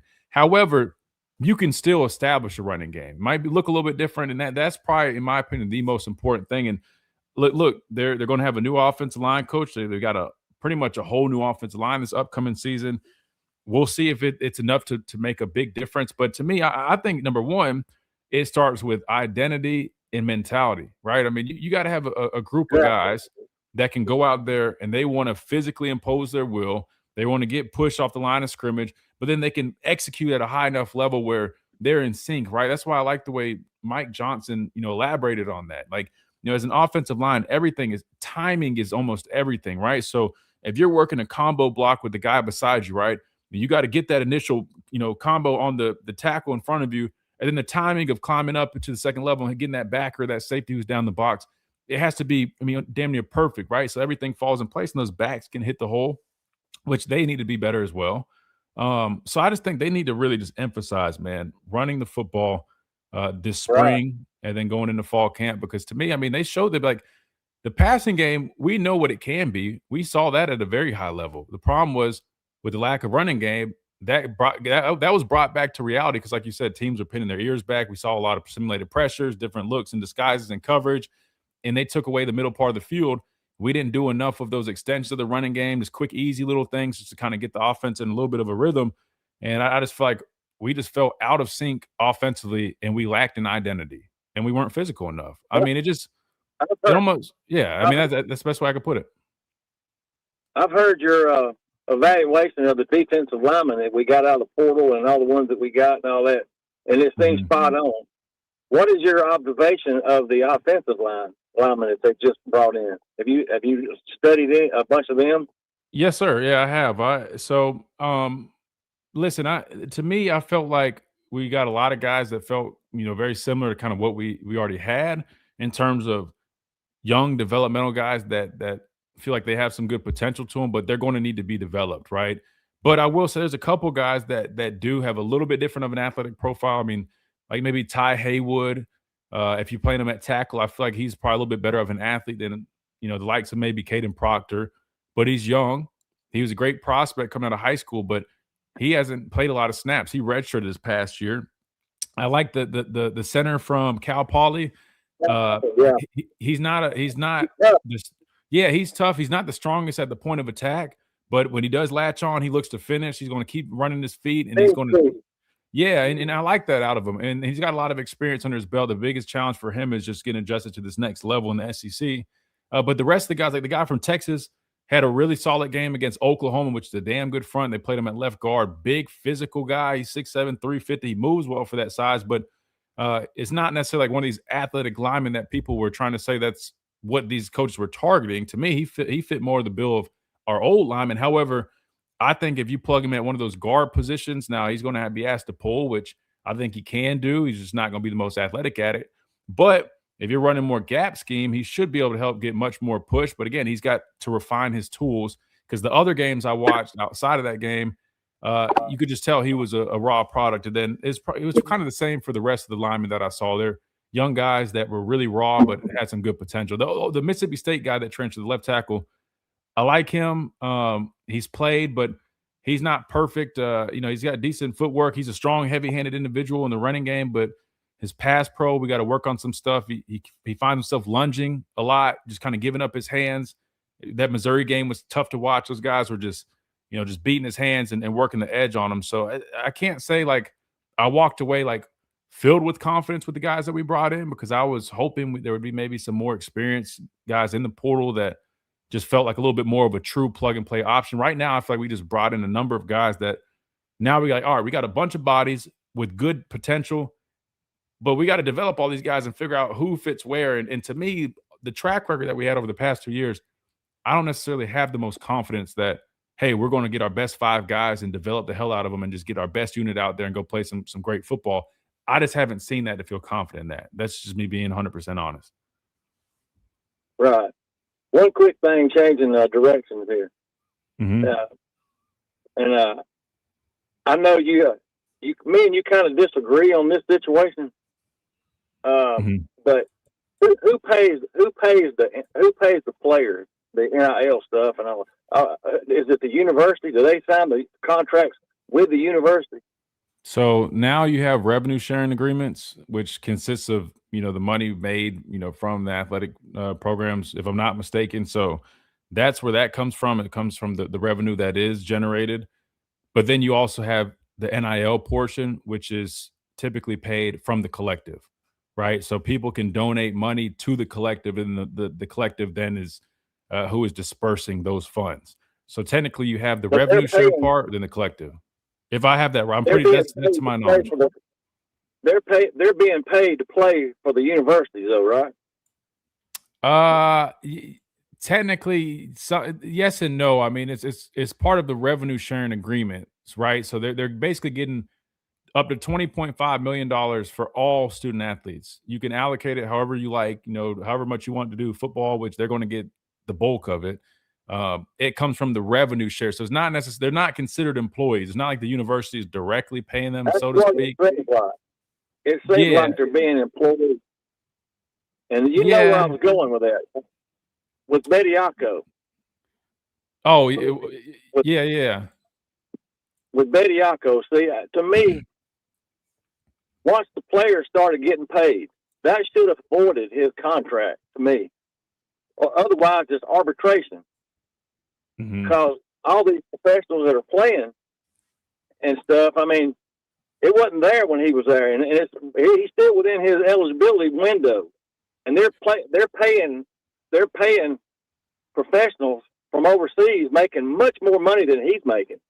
Right. And all he's asking for is a semester. I don't see nothing wrong with that. And I think the attorneys can really do something with that. And they're calling it arbitration. That's what they're calling it. And I can see where Nate Oates is saying, I don't know whether he's going to win tomorrow or not. Tomorrow's the big deal, the big day.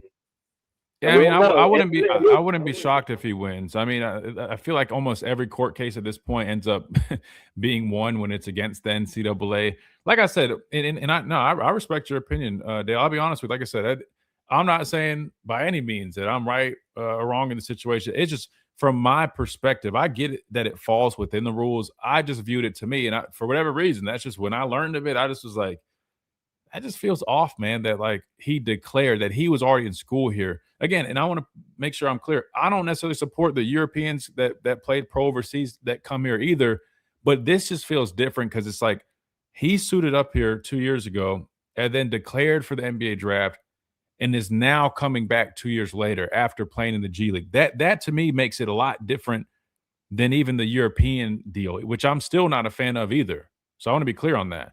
But like I said, if it's within the rules, I mean, it's really just a matter of people's opinions. I mean, if it's okay, it's okay, and that's what I said. I mean, as long as we're not breaking rules, it's just going to be my opinion and my perspective. But that's just how I feel about it because that's like me imagining a guy in football going out for the draft, playing in the USFL, the UFL for a couple of years because it didn't really work out great, and then coming mid-season, say week 6, and we're about to go play Missouri on the road, and this guy comes back and suits back. That to me, it would just feel weird, and that's kind of how I think of it. This situation in my head, you know.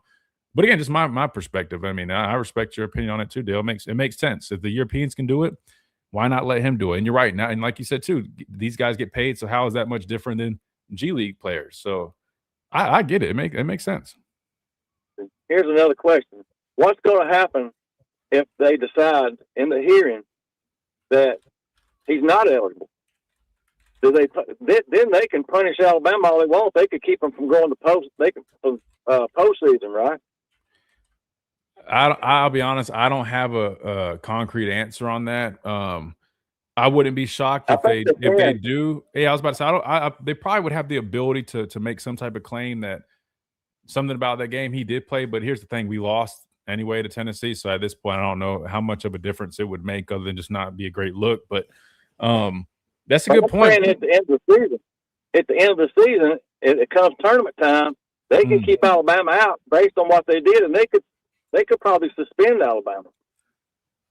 And that's a great point you bring up. I don't have the answer on it, but that was also my concern, like risk versus reward, which I trust that our administration that consists of Greg Byrne and all these people. Right. Yeah, I'm sure they probably did all that research, but to me, it's kind of like weighing the pros and cons. I mean, is this guy coming back worth all the hurdles that we might have to go through? Because just think about this, even if it is deemed legal, imagine how there's going to be a stain on any type of accolade that we do achieve forever of people just saying, well, they had to go and get a former pro player to do it. So even if you win the SEC championship, the people are going to say that. You're going to have to deal with that. Even though they got pro players on their teams. Even though it just feels, it's a little bit different. But Dale, I want to make sure we squeeze in another call real quick. So we're going to get Smitty on here next. Thank you so much for calling. Yeah, great conversation, man. Thank you so much. Really good stuff, man. Is Smitty still with us? I want to squeeze him in here too while we got some time. Smitty there? Hey, what's going on, good brother? There he is, man. Talk to me, Smitty, man. It's been a long weekend, man. What you got? Yes, yeah. Hey, first things first, man. Bama fans who have a geography lesson. Kalen DeBoer is from South Dakota. That is the Midwest. All right, let's get that out the way. Hold on, wait. Right. But he coached on the West Coast. I think that's what we're talking about. Hey. He coached the Washington team, which is a Pac-12 team. Well, was a Pac-12. Or is it even? What are they now? Hold on. Are they officially Big Ten? Okay, all right, fair enough. Yeah, I was about to say. I don't even remember who's still in the Pac-12 and who's not. Brother, put it like this: the Pac-12 now, they're gonna be on the CW. So that's all you need to know. Wait. Serious? Are they actually? Yeah, they play Boise State, Colorado State, Texas State, schools like that man. in the new Pac-12. So, yeah, it's SCW there, buddy. The only way you're watching those games, you got money on it. Dang. Okay. Well, yeah. Yeah. But, There's that. you know one thing, though, because, like, one about that football game yesterday, number 27 was almost having to go to CDL school today. He almost blew that game with that taunting penalty. Oh my dude! When I tell you I about lost my mind, like, bro, what are you doing? Like, oh man, I know. Come on, And man. then, you know who was more upset about this? And I tell a buddy of mine in the off season that I don't think Minnesota should do it to keep Darnold. The Minnesota Vikings. Maybe they could have kept Sam Darnold. Bonehead decision. And listen, I was Yeah. talking about this because I played with Sam Darnold in Carolina. Great teammate, man. That dude's awesome. He always a really good player. I mean, you just could tell, like, he just needed Bad situation. to be in the right situation, keep growing and refining his game. But long story short, he's a year younger than me, and because he got drafted when he was like 20, he was young. So you're talking about a guy he's been in the league 7-8 years probably, but just now hitting his prime. Why would Minnesota, dude? Yeah, that I would have kept that at Trey McCarthy. Should have, man. Should have. Yeah, and the thing is, right, and I remember one of the first times I called into your show, and I was like, guys, about the fans, be careful of saying Ryan Grubb could turn water into wine. Because I watch a lot of NFL because I always pay for the Sunday ticket. You know, you get the West Coast games easily out here in Phoenix. So I called it because, you know, out here you got fans everywhere, and they were dog cussing him about the run game. And you know this, when an OC gets hired, they usually bring the offensive line coach with them too. Right. So I think, like, the problem is, with him, fans got to know what they want also. I didn't think Nick Sheridan was terrible because I thought he did a good job with the pieces handed to him. And because he schemed up the run game well with Milroe. And the coaches will tell you what they think. He was their best runner. He was the only one who was explosive. It could make people miss. Yep. And I thought that he was more explosive. And this year, and what I believe that was a sneaky thing that hurt the run game also. Besides the wide receivers ain't blocking and the offensive line rotating, and I think with this year, just pick 5 and roll with them, especially as a young unit. Just pick 5 and roll with them. But the tight end, all those injuries at tight end, been since the spring. And they also missed Oops and Dupree. Because we only had Danny Lewis in one game this year. You know? And I thought that he would be a pretty good blocker. And Cuevas, God bless him, he did a great job as a receiving threat, but he's not known for blocking. And so they was missing a lot of that, and especially when you know the coach, the OC ain't big on running the ball. And I say this, the one time that we ran the ball well to close out a game was against Georgia, ironically. You know, you're talking about the first time we played them, yeah. The first time. We displayed. We didn't really run the ball great that game until the end. We got that 4-minute offense, and we found a way. But that's the thing, Smitty. But why is it so spotty? If you ask me, I think the lack of commitment to it throws everything off, man. Like, because I tell people all the time, running the ball isn't about getting that big home run on the ground necessarily. No, it's about pounding the rock, right? Building up. It's like a cumulative effect, right? You're wearing the defense down, and at some point, man, something's going to hit. But still, you see how Indiana does it. They're not necessarily looking to break a whole bunch, but they're going to pick up 5 yards consistently, set themselves up, for 3rd and short, right? Stay ahead of the chains. You know, to me, I'm just like, we should just know that. Again, when we have a head coach that's an offensive-minded guy, it's hard for me to understand why some of those simple philosophies aren't really, I don't know, translating. I don't know. And I mean that in a respectful way. That's just something that I'm trying to wrap my head around.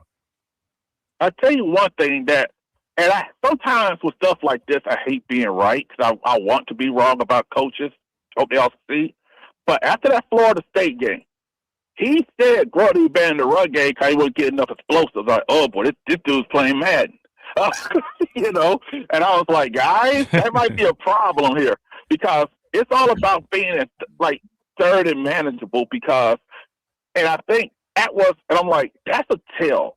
And I do think that after this season, DeBoer might have to go ahead and look elsewhere. And I think what the problem with hiring your buddies is because you have to fire your buddies.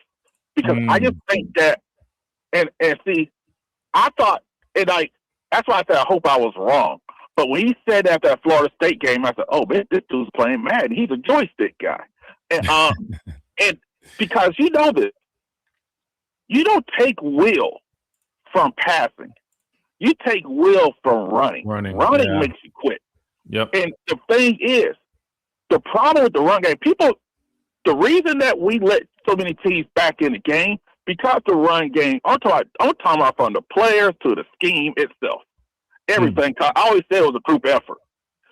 Because our receivers did a terrible job blocking as a whole.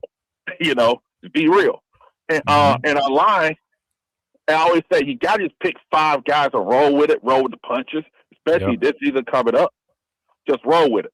And if you switch people out, they don't have that chemistry. And I don't know who decided that was a good idea. But I just think that you have to run the ball. Now, you don't have to be the service academy. You just have to be able to run a 4-minute offense, in my opinion. And if you run a 4-minute offense, I think they will be fine because they have pieces. They shown, because I know people want to say the head coach is soft, but hey, you may not be able to be 2015 Bama pushing people around, but I think how they bounced back after that embarrassing loss and Bray Hubbard looking in the mirror himself, I would never do this again.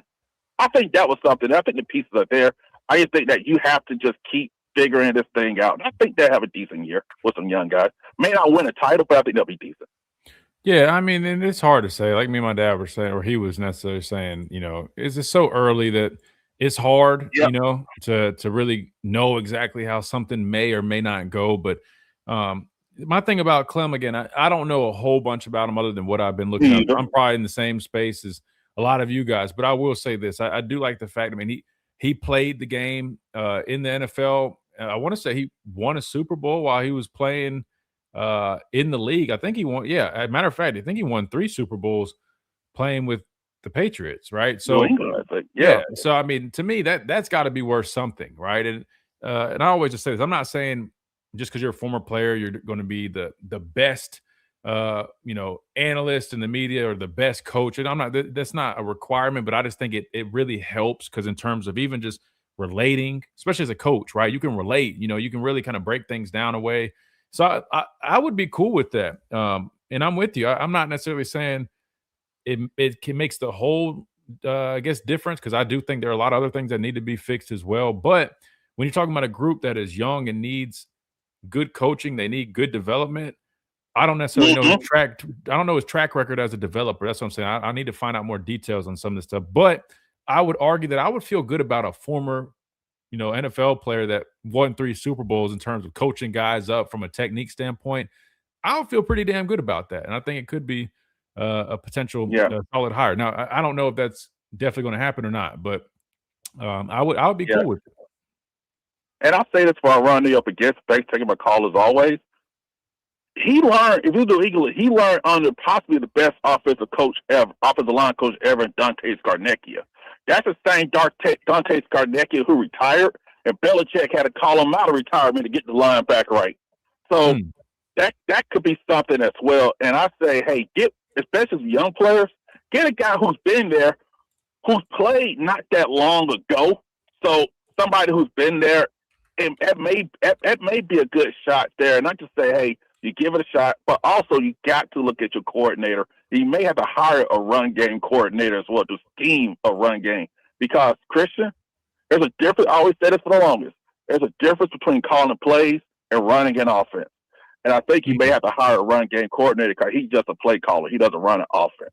But, hey, thanks for taking my call, Christian. Oh, sorry. Go ahead. No, I was going to say, were you talking about Clem when you said he's not a run game coordinator? I think I might have missed. No, I'll talk about Grubb. That they need to hire a run game coordinator. I was about to say, was that in Cap's title? I don't even remember at this point. Now I'm drawing a blank. At this point, I'm drawing a blank on who really had that.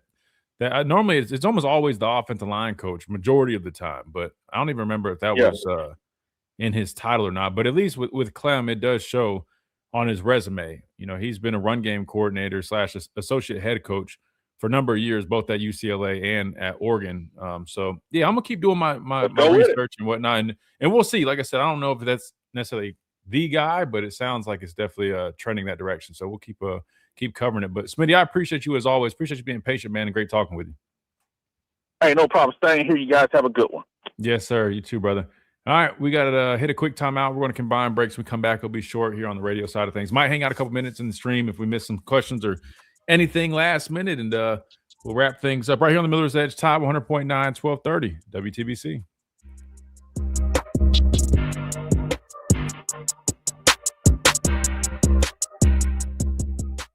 Under the Vallejos, yeah. Vallejos was he was a GA or an analyst here when I was in school. But I'm all for the idea of having two coaches, man. I mean, why not? Strength in numbers. You got two different perspectives, two sets of eyes.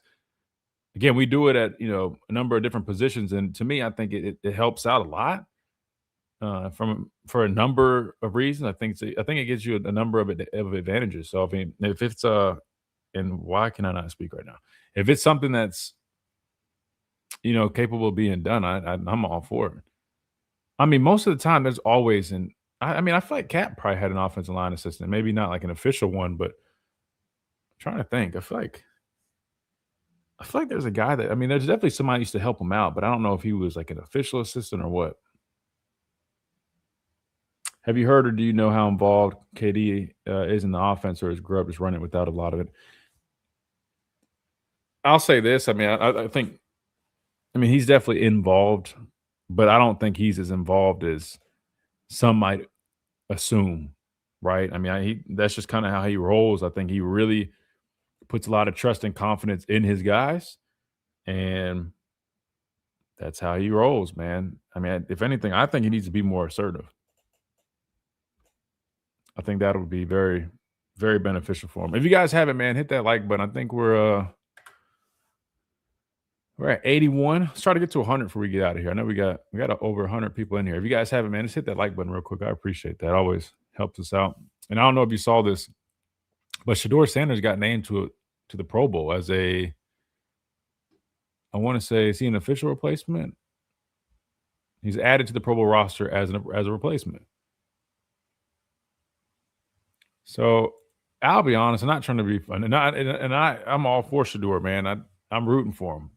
I know he's got a lot of people that root against him, but I feel like the Pro Bowl is just kind of different nowadays, man. I feel like nowadays, because of so many guys declining it, I feel like it's a lot easier to make a Pro Bowl. No offense to Shedeur, but I'm just saying, like, it's kind of like, was it last year? Didn't Tyler Huntley make the Pro Bowl somehow? I think he was second string for majority of the season.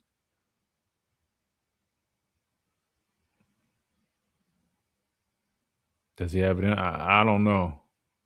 I don't know if he. I don't know. That's just his style is. He's very. It's just more of a. I wouldn't call it like a hands-off approach, but he lets his guys do their thing. But I think it would help him to maybe be more assertive. Lexus, what's going on? How are you today?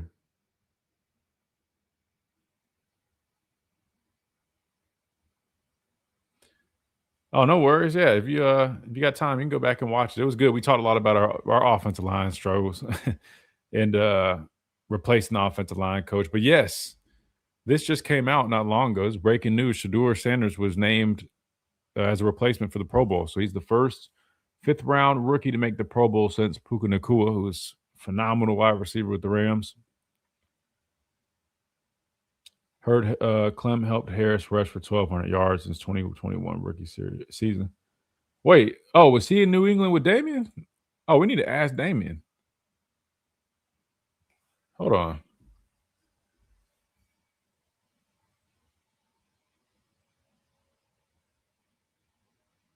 Wait, hold on. I don't know. Wait. Oh, Najee Harris. Oh, I'm sorry. Najee Harris. He might have. Wait. Was Damian still with New England, or did he go to Buffalo at that point? Let me see. He might have worked with both of them. Not necessarily worked with both of them, but you get what I'm saying. Let's see. When did?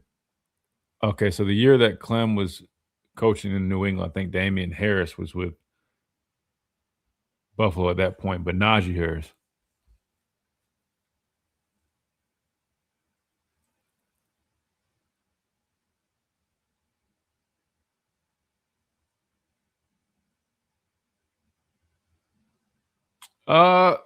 I'm not too sure exactly how Tomlin is from like a day to day.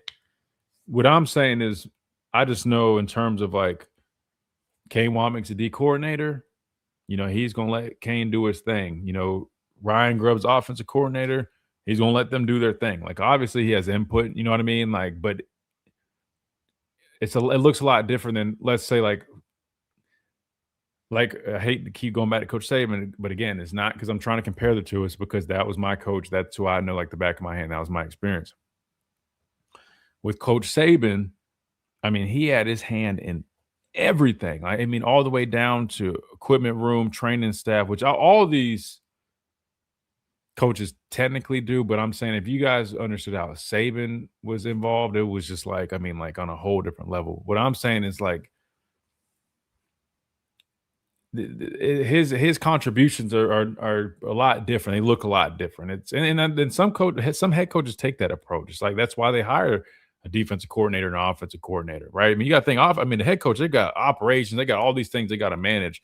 But when it comes to their coordinators, they're hiring guys that they trust, to be able to do a job, and they're going to have some input, but they're not going to be like as involved as maybe some of these other coaches are. I'm just saying he's going to be on the side of the spectrum where let my guys work. That's more of his approach. Thank you for your contributions and graduating. Oh man, no, thank the university. I appreciate the opportunity to be able to come here and get not 1 but 2 degrees, and I had a great experience here, athletically and academically. So yeah, no, I mean, it's a great opportunity. I'm always going to be grateful for. Yeah, and that's funny. Somebody just brought that up in the chat. He's not big on recruiting. Grubb's not the biggest recruiter. Steelers ranked 29th out of 32 the year Najee ran. And so that was when he was at Pittsburgh. That's why I was saying, like, from what I did read on his resume, I think it was kind of like, you know what I mean? Like, it probably is not going to be perfect. I mean, there's going to be some good. There's some that was not so great, but who knows? Kind of wait and see. I feel like the screen game was completely absent this year. Hell, I don't know. I always thought we needed. I mean, Georgia, we ran a number of screens. I thought it worked well, but with the lack of running game, you would have thought our screen game would have been huge. But I don't think we did enough of it. I think it would have helped out tremendously. But I agree. Definitely, should have been more involved. And welcome back in, and pretty much hello and goodbye. We got to get out of here. We got Wyatt coming up next, but we just wanted to come and close out the show. So big thanks to everybody today. Chase Behind the Glass, all our listeners via Tide 100.9, also on YouTube on our stream. Always appreciate all you guys, and Facebook on Tide 100.9. Big thanks to everybody for all the things that you do. When we come back tomorrow on the Talking Tuesday, we will be joined by Clint Lamb of Cover Crimson at the top of the hour. Plus, we'll keep talking about the coaching search, keep talking about any updates that come out regarding Alabama and more, all right here on the Miller's Edge, Tide 100.9, 1230, WTBC.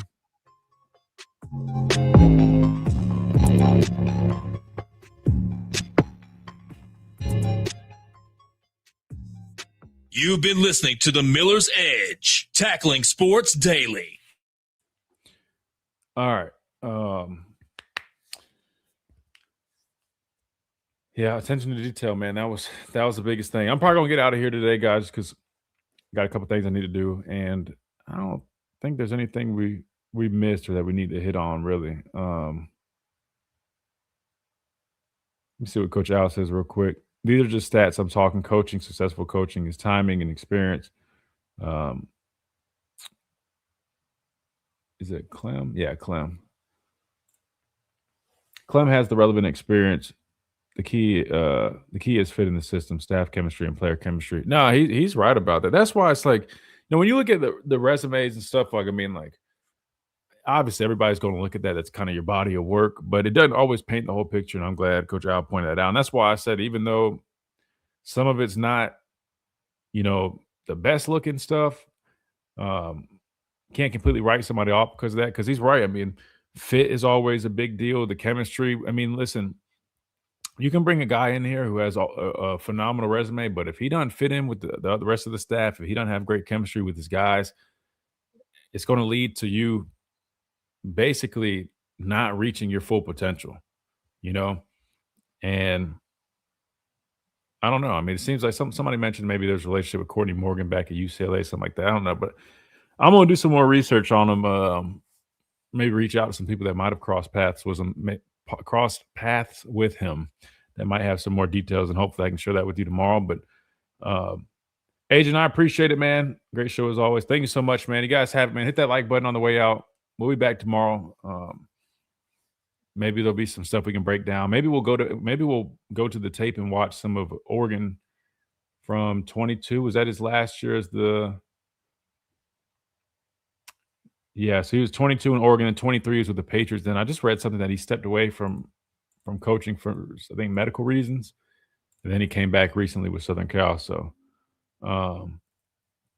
we'll maybe dive into some of that tape tomorrow, just kind of get an idea on kind of how Oregon was and go from there. Trying to get in touch with me. You can reach out via our email. Cedric, just let me see. I just had it pulled up. Wait, that's the screen right there, but I need to hold on. I'll put it on the screen real quick.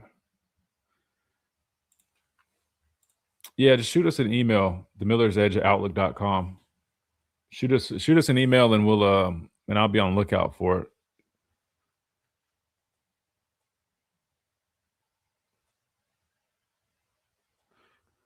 Mario, we'll see you. Agent, we'll see you. Coach Al, all you guys, man, again, appreciate you guys. We'll be back tomorrow, and we'll chop it up again. But if you guys haven't hit that like button on the way out, if you guys need anything like Cedric, man, just hit us up on the email right here. I'll be on the lookout, and we'll look forward to seeing you guys